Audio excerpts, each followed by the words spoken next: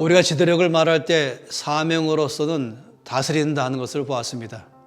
이것이 우리의 근본적인 사명인 걸 보게 됐죠. 창세기 1장 말씀에서 명확하게 말씀했습니다. 땅을 다스리라, 또 땅을 정복하라고 말씀했습니다. 근데 이 말씀의 뜻을 잘못하면 오해하기 참 쉽습니다.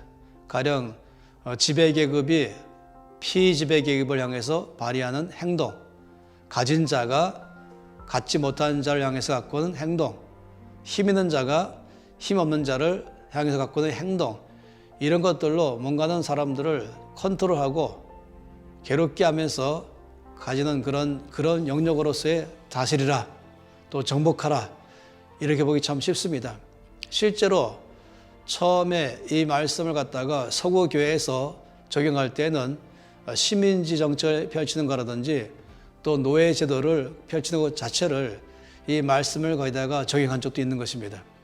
오해를 많이 가시는 것이죠. 그런데 놀랍게도 성경은 처음부터 1장에서 다스리라, 정복하라 말씀하신 것에 대해서 그 의미가 무엇인지를 말씀했어요. 2장 말씀이 아주 대표적인 말씀이거든요. 창세기 2장 말씀에서는 1장 말씀에 있는 하나님께서 천지를 창조하신 것 중에서 특별히 사람을 창조하신 것에 대해서 2장은 좀 더 자세하게 말씀하고 있습니다. 창세기 2장 말씀에서는 하나님이 사람을 지을 때를 말씀하실 때 경작할 사람이라고 말씀했습니다.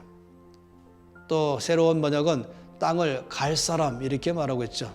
또 이것은 2장 14, 15절에 가서는 하나님께서 이제 아담에게 에덴 동산을 갖다가 맡기시면서 경작하고 지키라라고 말씀했어요.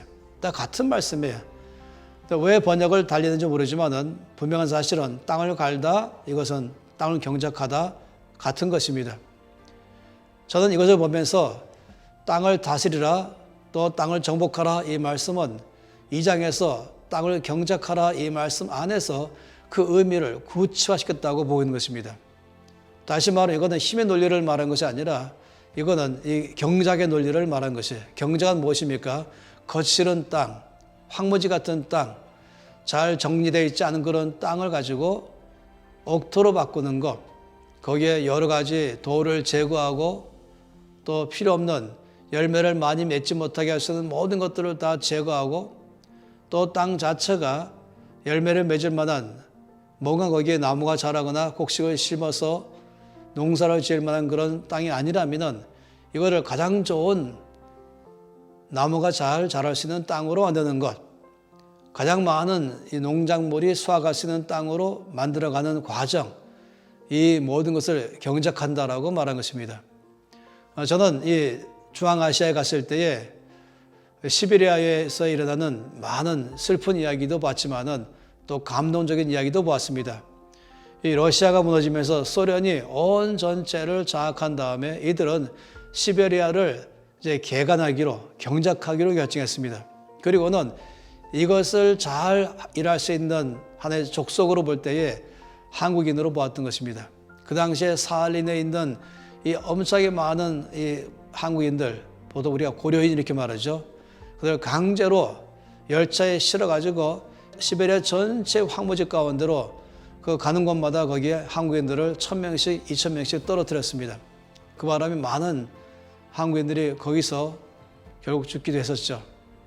그래서 제가 갔던 그 마을에는 이 고려인들이 전착한 그 마을 속에는 거기에 한 기념관에 가게 되는데 그 기념관에는 그 마을을 정말로 경작하며 그 땅을 가장 많은 농작물을 수확할 수 있는 땅으로 바꾼 지도자의 이야기가 나와 있는 것입니다. 그 땅도 여전히 마찬가지로 이 소금 땅이어서 전혀 농사를 지을 수 없는 땅이지만은 이분은 절망 가운데 있는 우리 한국 동포들을 다 모아서는 그 땅 전체의 성질을 바꾸는 데에 작업을 시작했습니다.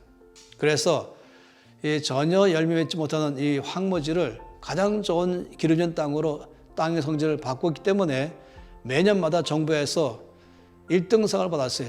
전 소련 공화국 내에서 단위 면적당 가장 많은 농사를 지었다 그래서 그 마을이 항상 상을 받았고 그 마을은 바로 이분이 이 일에 주도했다고 말한 것입니다. 이것이 바로 경작입니다.